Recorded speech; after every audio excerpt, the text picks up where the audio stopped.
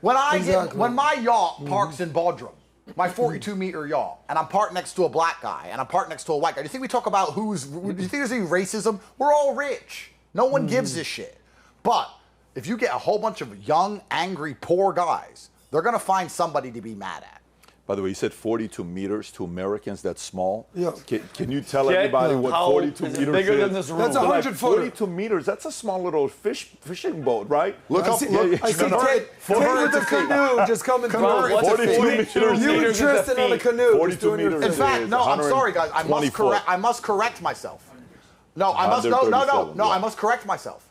It was 42 meters. And I now have extended it, because it's almost finished. It is 49 meters. And if it goes over 50 meters, I cannot park right at the front in Bodrum where I want to park. So I've done 49 meters for my yacht. 49 meters, 160 feet. Obsidian Blade, it's called. Is it available to see or no? Obsidian Blade, if you Google it, it'll probably come up. Okay, type in Obsidian Blade. But this is not a little lotka. This is not like a little, you know. I have the same problem with my scooter. 4 meters, 8 feet. I don't know where to park. You know my original, there it is. It looks like a battleship. What the hell are you going to invade China? Ukraine over here? Looks like a battleship. Look cool, man. What the hell? Well, bring it to Miami. Let's do this. There's a swimming pool on your boat. Of course. That's the Obsidian Blade. It's being built right now. Dude, that's crazy. Yeah, that does look like more like 42. It looks like a battleship. 47 That's meters. 49. Yeah, I'll say 48. It's 49. All right, Tate, we're doing a measuring contest right now. Relax, bro. But guys, you know, I first went viral, and my first ever, I guess, war, or my first ever contingent, or my first ever complaints about society, or complaining about societies, was about men and women and dating and these things. And I do think, although in many ways it's juvenile to talk about, you know, a man going out there and pulling chicks and all this crap, it is quite a juvenile conversation. And I'm a 40-year-old man, and I don't really do dating podcasts anymore. I don't talk about these things anymore. It is juvenile. But it is also unprofessional for us to underestimate how important it is for a 21-year-old to have access to females. Because if you completely remove their access to females, you're going to have a problem. And there's a huge, I think you can look up the virgin rates, or I don't know if you, I think you've said this before. Yeah, young men are having less sex than ever before. Well, Nick is the number one streaming guy. And he's, I mean, I know he's saying it because of his religion, but he's a virgin and he has that whole group. If he wanted to tonight, he'd get a girl tomorrow. For sure. It would be the fastest 8 seconds of his life. But it would happen. But you know what I mean? He's choosing. Inside joke. Yeah. We'll talk about that later. But with 7.5. But go ahead. Men either completely. By the way, what just happened here? This inside joke. It's a pre-story, Andrew. I want to tell Andrew. Guys, I just want to all be there when Nick loses his virginity. We'll be clapping. No, that's why I went to the club. I thought he was going to get some pussy. And look what happened to me. Yeah, so now great. So now go. But by the way, you're right, because you know, when you look What's at the most birth important rate, thing in the world to you, Patrick? family. What's the most important? Well, who am I prepared to die for now?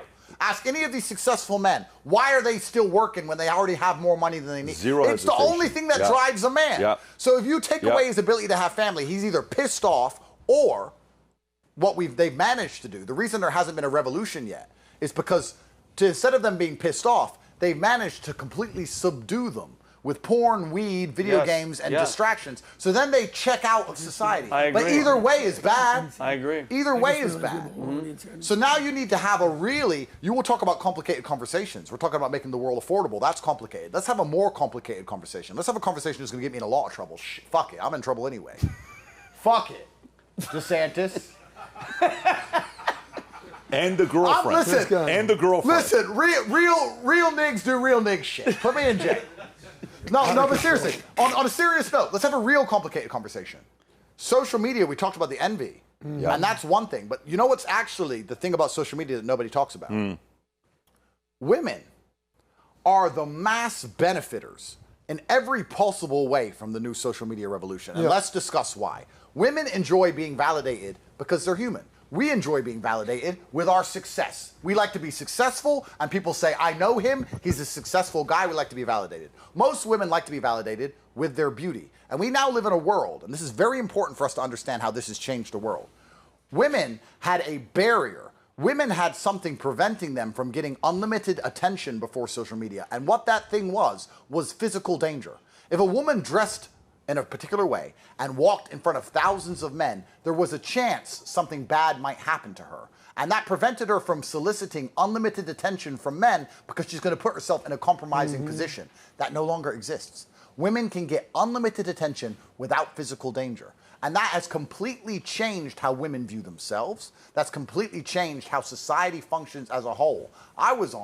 In fact, I've been on endless podcasts with very, very average-looking women. Women I wouldn't even touch. And you listen to the things they expect from a man, it's fucking ridiculous. Crazy. It's off the chain ridiculous. And we now also live in a globalized dating market. You know this better than me, Adam. Yep. Miami is one of the 3 cities on earth. Miami, Dubai, any woman who's beautiful anywhere in America ends up where? Miami. Yeah. Any woman who's beautiful in Estonia ends up in Dubai. We have a few cities with all the money, all the hot chicks in one place. And you're an average dude somewhere else. Every single girl's ignoring you. You have no access to the dating market. This is the problem with conservatism. This is, God rest his soul, Charlie Kirk's problem with his message. Just find a wife, just have kids. The answer to that is all the women who will talk to me are sluts, and none of them want kids. Yeah. So we need a solution to the level below. We can't just say, guys, go get married, have kids. They're like, well, duh. You may as well say, just go get rich. Thanks. How? How do I do this? You're right. You're right. We need the hows. But here's the thing, though. Are those guys going to look for those hot girls in Miami who are, to me, not Christian? They're not following the Lord. They're home hookers, because that's what I think OnlyFans is. They're home prostitutes making all that money. They don't need the men. I think, Andrew, and I know we'll get to that package. I want to ask Andrew a question at the end, is we've lost Christ. We've lost God. All the problems that we've been talking about is how far we've fallen from God. And it's grace. And guess what he's doing? He's letting the Prince of Darkness, which runs this planet, Andrew, have at it. With all the problems with money, with all the problems with girls, with all the problems with infertility, all this leads to a godless nation. And that's where we become, and that's where all the problems are rooted. Out of 10, how much trouble do you want me to get myself in? Because if you say 10, I'll give you the answer. 15. Go 10. You want 15. 10? I don't want you to get in trouble about the truth. Will you write to me in jail? I will come.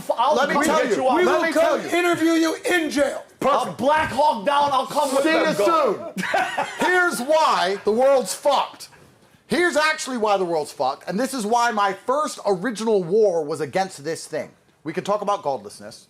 We can talk about capitalism. We can talk about all these things. I'll tell you what fucked the world. Feminism. Yep. And let me explain why. Let me explain why. Because, you know, I sit on podcasts and girls say to me, you say men should cheat, men can't cheat, men need to be loyal, all this crap, blah, blah, blah. There was a time when there was a very simple social contract, and it wasn't too long ago. In the 1950s or the 1960s, you married your high school sweetheart, you had children. The man could pay for the house. His job was to go to the factory and pay for the house. She had a job which was to birth children and take care of the children. It was bad, not only for her to cheat, but he would be ostracized. Even he, as a man, would be looked down on by society for stepping out of his marriage. That's how society worked. Did men break that contract, or did women break that contract? Because it was feminism and women saying, I don't want to listen to my husband. I want to make my own decisions. I don't want to have children young. I want a Birkin bag, and I want to go on Andrew Tate's Obsidian Blade yacht, so I don't want kids. So let's get rid of this and let me make my own choices. By doing that, we have now built a society where most women are chasing 1% of men and sharing him.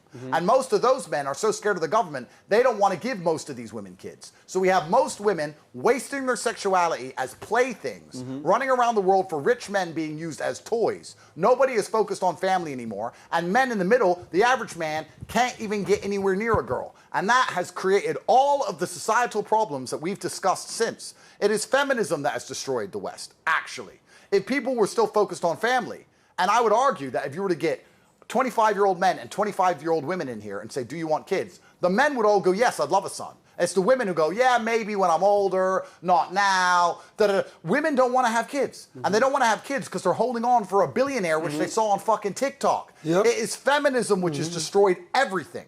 And women have actually shot themselves in the foot with this. Because women say to me all the time, yeah, you know, you're advocating for men to have kids or have multiple women and all this, blah, blah, blah, blah. If you believe a broke man doesn't deserve pussy, then you believe a rich man deserves all he wants. You made that choice. You said broke men don't deserve me. So you said only rich men deserve me. And guess what? There's less rich men than there are females. welcome to the earth you have built, feminists. Welcome to the earth you have built, women. If you're going to sit there and have such unrealistic financial expectations from the man you date, you're going to share him, because everyone has those expectations. This is the world that feminism built. Feminism destroyed the West. And every single problem, socialism, the capitalistic issues, the home issues, the birth rate, the crime, all this crap comes from feminism. That's why my war originally was on feminism. Now let's talk about the next stage. Why did that get me in so much trouble? This is what's really interesting. Because as much as I love women, and I'm not a misogynist, and I take care of every woman in my life, and I love my mother, and I have daughters, and I take care of all the women who have my kids, and they have security teams and Bentleys and mansions, and I'm a provider for absolutely everybody. I'm a very nice man. I like women. Unfortunately, women are a conduit. They are used by other groups of powerful men to destroy the society we live in. Do you know what? Let me tell you something. I have this theory. It's the high-low theory. I think we've all heard it before. Who didn't get the vaccine? Billionaires knew better, and homeless people knew better. You get fucked in the middle. Who doesn't pay taxes? Billionaires don't pay taxes. Homeless people don't pay taxes. You get fucked in the middle. If you're really rich, it's true. Yeah. It's true, right? If you're at the extremes, you understand things that the people in the middle don't. And I never grew up. I'm not a hedge fund. My dad wasn't rich. I didn't have a silver spoon. Unfortunately, I grew up at the absolute bottom. And I got a version of the world as this mafia, gangland, everybody out to get each other. And then I got to the top and I was like, oh shit, it's exactly the fucking same. And you know what you do at the bottom if you're trying to get a guy? You watch his girl's Instagram story. Because she can't help but post the restaurant. She has to show off. That's where he is. Do you know what you do at the bottom if you want to get a guy? You kidnap his girlfriend. You follow her. The guy, he's smart. He's hard to follow. His head's on a swivel. But his chick, she's wandering around. She's on her phone. She's doing her lipstick. Oh my That's God. how you find him. When the police want to find a criminal and he's hiding, they call all his chicks. This is standard operating procedure. It's the same at the top. How did they get me? How will they get any of you in here? They use women as a conduit to damage people. Women are not evil. I'm not insulting women. I'm saying that the men at the top are using women as a weapon against other men. They're doing it on purpose. And they're doing it by even destroying the fabric of society. Benefits to socialists. This benefits them. That's why they're making women undateable. That's why they're pushing feminism. That's why they're destroying family. That's why they're they're growing the gap between men and women in society, because they know that families are actually their enemy. Read a socialist playbook. Read Democrats. All they are is anti-family. That is their #1 primary weapon. So how do you do that? You convince women that having kids is wrong, or having kids is somehow slavery or servitude in some way that's embarrassing to do. You make motherhood, instead of being the highest virtue of a woman like it should be, you do the absolute opposite. This feminism thing, this whole feminism crap, the saddest thing about it is it's not even driven by women. It's driven by evil men behind the feminism, who are using it to attack other men. Just like at the bottom you use women to attack other men, it's exactly the same at the top. And it is feminism that has destroyed the West. And when you go against feminism, like I did, you get in a lot of trouble. If I told you go against the vaccine, you go against big pharma, you catch a case, you'd believe me. If I say you go against big women, you catch a case, you'd be like, what? You do. You actually do, because the people who are behind the feminism get very upset when you convince young men not to buy into this crap and to have standards for themselves and to try and push to have a family. That is a big problem for them, because feminism is their primary weapon. Let's discuss why. And I'll ask you a question. This is a thought experiment for everybody here. If you're the king of your castle, would you defend it? If you come home and your wife prepares you a meal and your kids obey you and they love you and they're not psyoped by YouTube and the school system, and when you talk, they respect you as the man, and you all sit around the table and you're the head of the table, and someone comes into your town near your house, your family, you're the king in that household, you're going to defend it.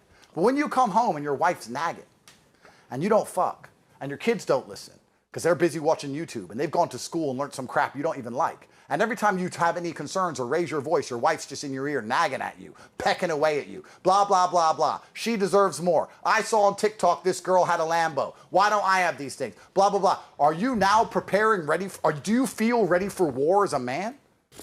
You've given up, bro. You're like, fuck it. Take society. Take the road. Take the street. Take the town. Take the fucking country. Whatever. Leave me alone. Do you know what pushed COVID? Feminism. Feminism. This is why I'm going to jail. Feminism pushed COVID. A man came home, There's COVID and it's really dangerous. Don't care. Oh yeah, but grandma and the kids, and you should just put a mask on. The wife, the women, oh, I'm scared. Because women, as much as I love women, I'm not a misogynist. My judge in Romania is a woman. How convenient. Woo! No, as much as I love women, their superpower is emotionality, which means you can beat them with emotional arguments. Yeah. Let's analyze COVID. How did they get you COVID? Grandma. Now, when they said grandma to me, I said, grandma's 93, and 93-year-olds die. So it's unfortunate, but grandma's old, and I'm young, and I have things to do. It's very unfortunate. This is the circle of life. Women don't think that way. But grandma. Take the vaccine. Lock us in our house for years. Put a mask on. Take it off when you eat. Put it on when you fucking piss. With grandma. Emotional arguments. They do this with everything. Immigration. You sit and say, if you don't have a border, you don't have a country. Perhaps that's the number one thing that defines a country is its border. But look at this kid. This kid at the border. A kid. Emotionality. So if you empower women to the point where they're more powerful than men, you now get to psyop the entire population with emotional arguments. You can throw logic out the window. So they have taken feminism, they've empowered women to the point where they're more powerful than men. And anyone sitting here who thinks a woman's not more powerful than him, go to divorce court. You'll learn, as much as we complain about the patriarchy, women have more rights than you, they have more protections than you, there's not a single thing you can do that they can't do, and they can do a whole bunch of things you can't. A woman, take it from me, can lie to the police about you raping her 10 years ago with no evidence and take all your money and put you in a cell. Women run this show. They run it. And it is done purposefully by the evil men who want women in charge, so men are scared of them. So when the women believe the emotional argument on the TV, they then henpeck their man into believing it. And before you know it, we're all locked in our house wearing fucking masks for 3 years because of grandma. It is feminism that has destroyed the West. It is big women that has destroyed the West. And me talking about exactly that is why I had to go sit in a fucking cell. That's the problem. Let me tell you, when you said big woman, you had me. That was like he meant big pharma, big women, big women too. But going please back, write to me, guys. Yeah. No, I don't think. Let me hang on. Two things. I think the more I sit there and I think about if all of these guys who wanted to do this and were behind it, if there was a number one candidate to take out who was making progress with pro-family, with pro-God, with pro-kids, with finding a community of bringing the youth together. Parents were bringing their kids and saying, look at this guy, what he's creating. He's saying go have a job. He's saying marry. He's saying, have kids. The number one guy they took out was Charlie Kirk. Yep. He was the number one guy that was making momentum against all this stuff. And by the way, you talk about God and, Jesus and the role it played in Charlie's life, your life, our life. My dad would always say something. It's so interesting what he would say. He would say, do you see that man how he is when his wife is in the room? I said, yeah, what about it? He says, you know why he's like that? I said, why? He doesn't make enough money. He said, the wife, you can tell, he needs money. He doesn't have money saved. A man who has money and savings doesn't act like the way that man acts. Wow. And by the way, you know how long he's been saying this? My entire life. Yep. He would say, Patrick, whatever you do, go make money because man needs to make money and provide and protect because you want your woman to look at you and you want that look she gives you where you feel said, a certain way. That's boom. Right. Pastor Gabriel's telling you this? Oh, he's been saying this he would literally sit in a room and he would say, look at the way she looks at her husband. Look at the way she looks at her husband. He's lost his manhood. It's a very good point. When we set out to create a shoe that blends comfort, function, and luxury, we had the choice to make it fast. We had the choice to make it cheap. We chose neither. Instead, we chose Tuscany, Italy. We chose true Italian craftsmanship, each pair touched by 50 skilled hands. We chose patience, spending 2 years perfecting every detail, and we chose the finest quality at every step. Introducing the Future Looks Bright collection. Not rushed, not disposable, not ordinary. Rather, intentional, luxurious, timeless.